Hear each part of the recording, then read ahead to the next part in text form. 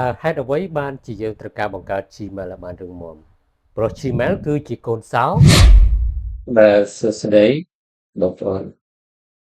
នេះជាការចែករំលែកបន្តិចបន្តួចសម្រាប់ការបង្កើត Gmail ហើយការបង្កើត Gmail ថ្មីនេះ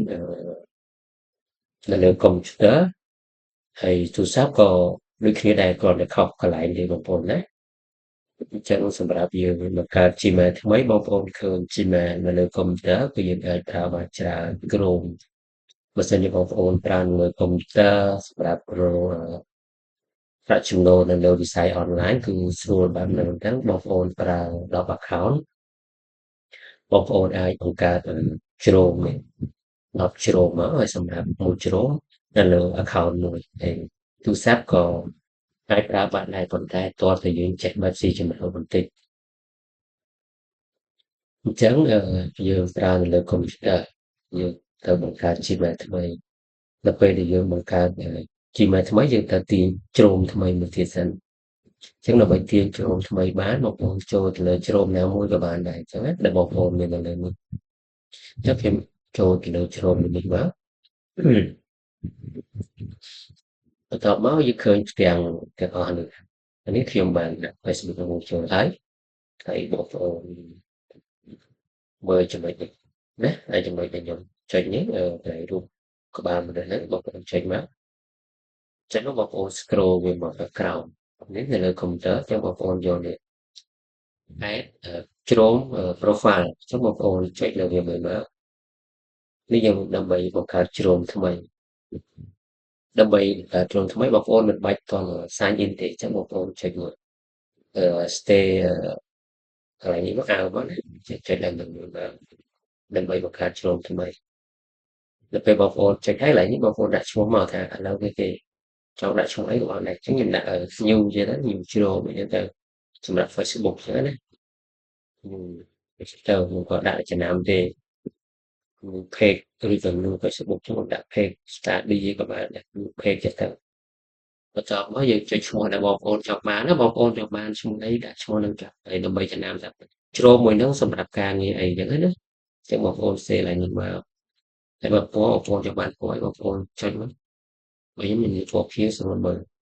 ចឹងបងប្អូនចុចពាក្យថា done នៅពេលដែលចុចពាក្យថា done ហើយបងប្អូនមានជ្រោម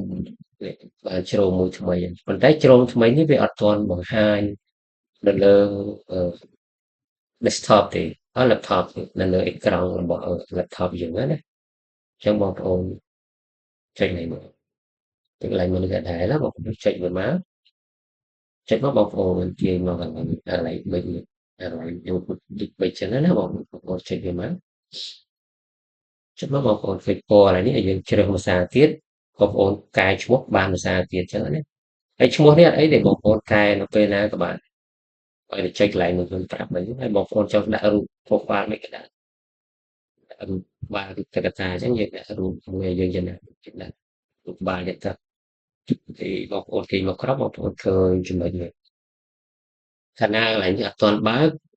វាអត់បង្ហាញ shortcut នៅលើ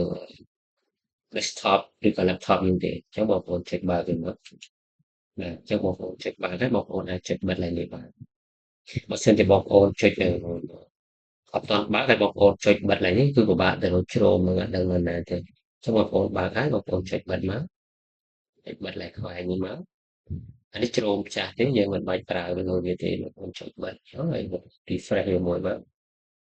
នេះបងប្អូនជាមួយជ្រោមដែលយើងទិញបង្កើនណា new page ឃើញហើយ new page ទិញបង្កើនបងប្អូនចុចលើវាមកដល់ពេលបងប្អូនចុចហើយវាទាញមកដល់កន្លែងជ្រោមថ្មីឥឡូវយើងចង់ដំស៊ូ prono នេះក៏បាន promo នេះក៏យើងដាក់ចិត្តទៅកុំឲ្យយើងធ្វើភាពឲ្យងឿងងាយអញ្ចឹងដល់ពេលដែលបងប្អូនមកដល់កន្លែងនេះហើយបងប្អូនត្រូវការបង្កើត Gmail ថ្មីถ้า Gmail ថ្មីបងប្អូនចូលតាមណា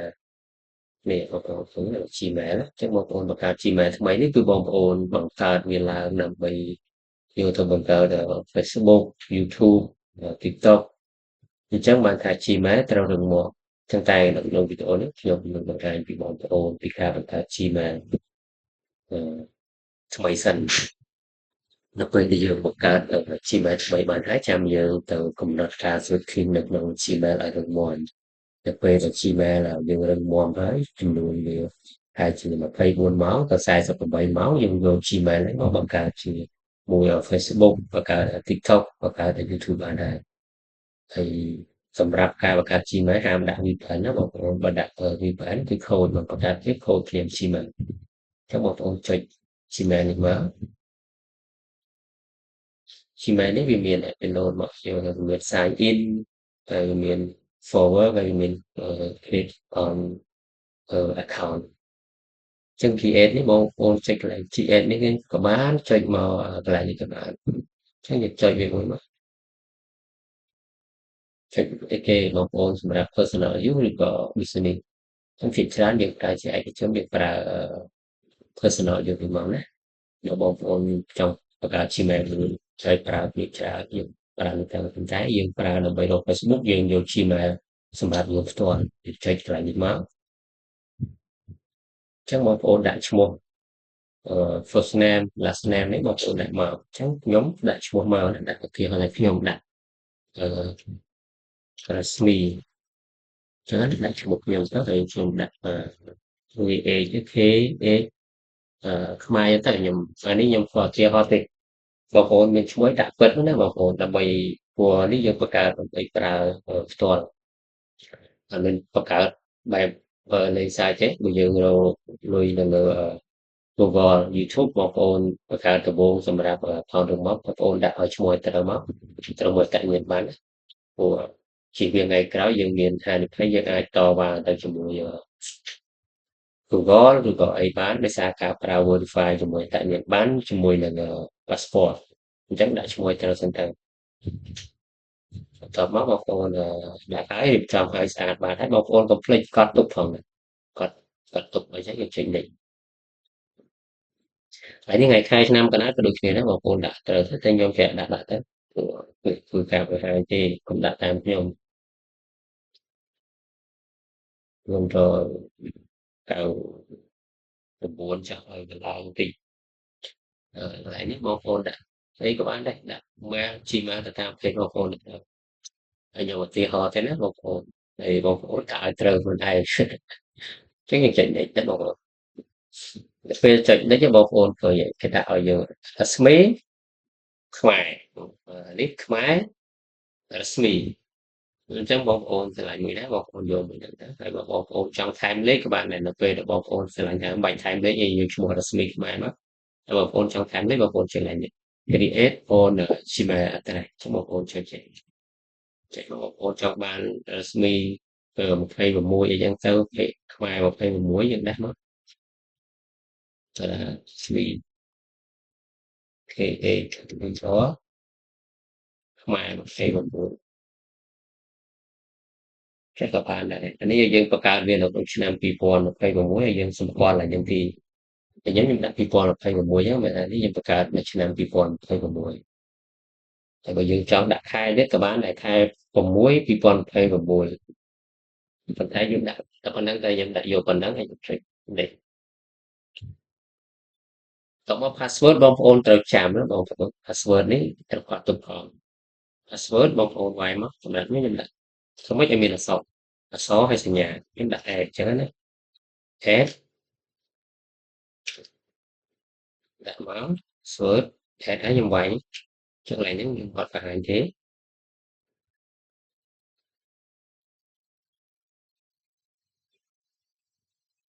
មកប្រើ add តែភាគច្រើនបងប្អូនឈប់កន្លែងហ្នឹងយើងត្រូវប្រើអក្សរធំផងណាខ្ញុំដាក់មក add មួយចេះ add ចឹងមក password វាមានអក្សរធំ add ចឹងបើតែចេះមកយើងដាក់ចេះដាក់អក្សរធំមួយមកដើម្បីជៀសវាងត្រូវសូមបងប្អូនវាយមកចឹងណាខ្ញុំដាក់ខ្ញុំយកសេឆ្លាគេសេ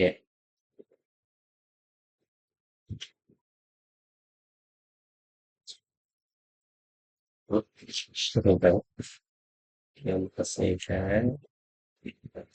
add ធំមួយតមក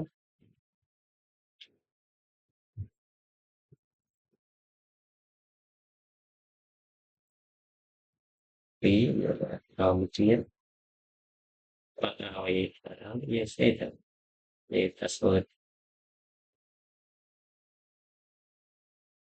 password នេះបងប្អូនអាចដូរបានណាបងប្អូនអាចដូរបាន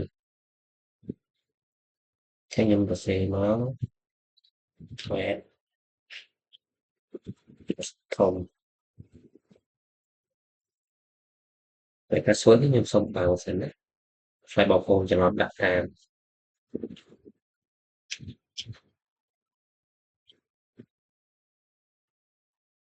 ចឹងខ្ញុំចុច next មកចុច next ឡើងនេះបើវាទាមទារលេខទូរស័ព្ទបងប្អូនត្រូវដាក់លេខទូរស័ព្ទណាហើយសម្រាប់ខ្ញុំអត់ទាន់មានលេខទូរស័ព្ទដាក់អញ្ចឹងយើងចុច next ទៀត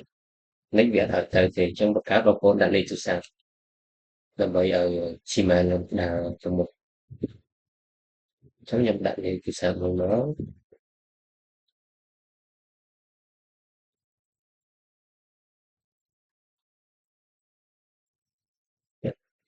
ទៅដាក់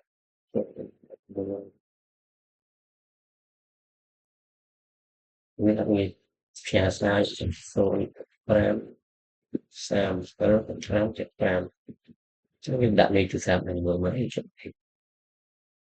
Get our this phone number has been used to any care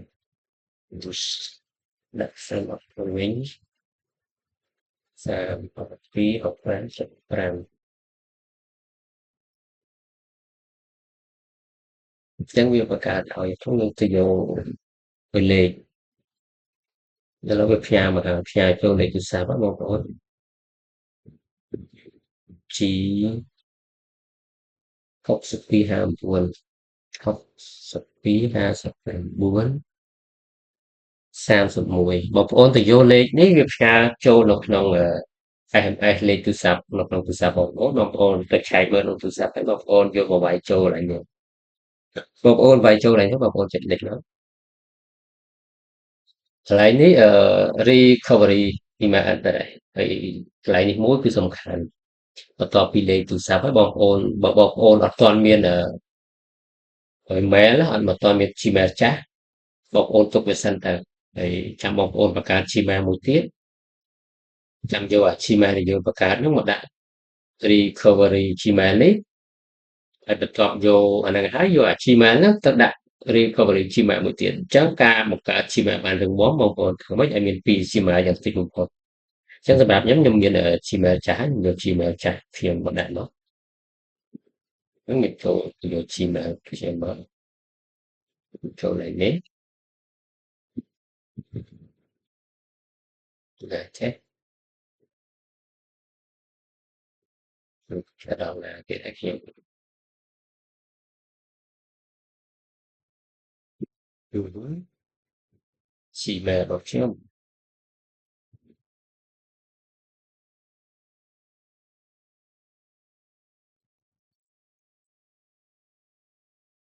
វាទៅមក Gmail នេះមកចូលទៅ2បងប្អូនអត់មាន Gmail តិចទេក៏ចុច next ទៅតែប៉ុន្តែខ្ញុំមានអញ្ចឹងខ្ញុំមកចុចខាត់ចូលហើយសិនទៅបើបងប្អូនអត់មាន Gmail ទេបងប្អូនអាច keep វាសិនទៅអញ្ចឹងណាហើយអញ្ចឹងខ្ញុំដាក់ហើយខ្ញុំចុច next បើបងប្អូនអត់បានដាក់ទេបងប្អូនចុចឡើងនេះហើយបើសិនជាបងប្អូនដាក់ Gmail បងប្អូនចុច next អញ្ចឹងខ្ញុំចុច next ចុច next នេះវាដាក់រស្មីខ្មែរ26អញ្ចឹង next មកចឹងបងប្អូន scroll យ៉ាងបងប្អូនចុចនេះ agree មក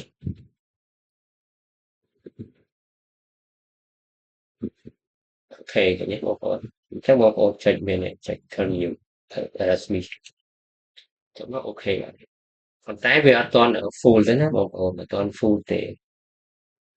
អត់ទាន់ full គឺយើងត្រូវរៀបចំការកំណត់ setting នៅលើ Gmail សិនការបាទអរគុណបងប្អូនសម្រាប់វីដេអូនៃការបង្កើត Gmail គឺមានតែប៉ុណ្ណឹងហើយបើសិនជាបងប្អូនគិតថាវីដេអូនេះមានប្រយោជន៍បងប្អូនជួយ share ហើយនឹង follow ម្នាក់មួយនៅលើ page ដើម្បីខ្ញុំនឹងធ្វើវីដេអូបន្ទាប់ហើយវីដេអូបន្ទាប់គឺជាវីដេអូដែលយើងសិក្សាចែករំលែកអំពីនៃការចូលទៅក្នុង setting ដើម្បីធ្វើឲ្យ account Gmail យើងរឹងមាំការពារពីហានិភ័យ ពីការ hack ឬពីការបាត់ឬក៏ការ fix password ទាំងអស់គ្នាបាទសូមអរគុណសម្រាប់ការទស្សនាវីដេអូនេះទាំងអស់គ្នា